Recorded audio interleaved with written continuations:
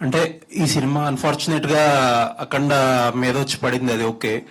But once అఖండ పడ్డాక reaction కూడా మీది కొంచెం డిఫరెంట్ గానే అనిపించింది సార్. ఎందుకంటే 2 రోజుల ముందు యుఎస్ లో ప్రీమియర్స్ చేసేయడం, ఒక రోజు ముందు ఆబ్వియస్లీ అఖండ almost same release day.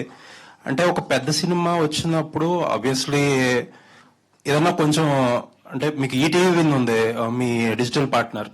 Netflix prime అయితే ఆబ్వియస్లీ మీకు విండోస్ ఇవన్నీ చాలా కాంప్లికేటెడ్.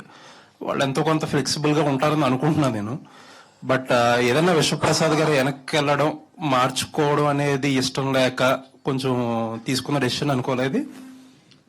అంటే మీకు తెలిసింటే 24లో ఈగల్ సినిమా నేను చేంజ్ చేశాను డేట్. అప్పుడు we were the second biggest in the lot and I had all the theatres in contract. అంటే నాకు కావాల్సిన రిలీజ్. సో విశ్వప్రసాద్ వెనక వెళ్ళడం అన్నది దట్స్ నాట్ కరెక్ట్. సెకండ్, ఈ సినిమా డెఫినెట్గా అంటే I'm one of the one was closely watching Akhanda 2 ఎప్పుడు వస్తుంది అని. అంటే we really want to move out the date.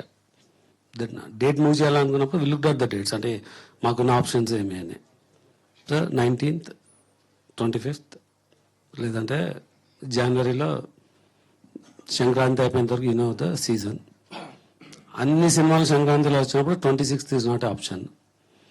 Then February 6th కూడా ఆలోచించడం, అంటే మూవ్ అవుదామా అని. February 7th నుంచి వరల్డ్ కప్ ఉంది.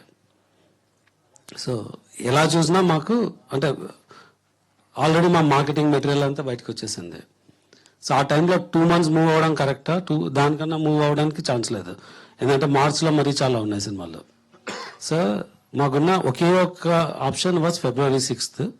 సో బట్ ఆల్రెడీ ఇంత మార్కెటింగ్ కంటెంట్ బయటికి వెళ్ళినాక 2 months సస్టైన్ చేయగలమా అన్నది ఒకటి ఆలోచించి మొత్తం టీం అంతా డిస్కస్ చేసుకున్నాము. దెన్ వితౌట్ మేబీ అంటే మూవింగ్ 1 day ఈజ్ ఓకే అని. మీరు చెప్పిన యూఎస్ వచ్చి if I change the schedule నాకు స్క్రీన్స్ దొరకవు యూఎస్లో.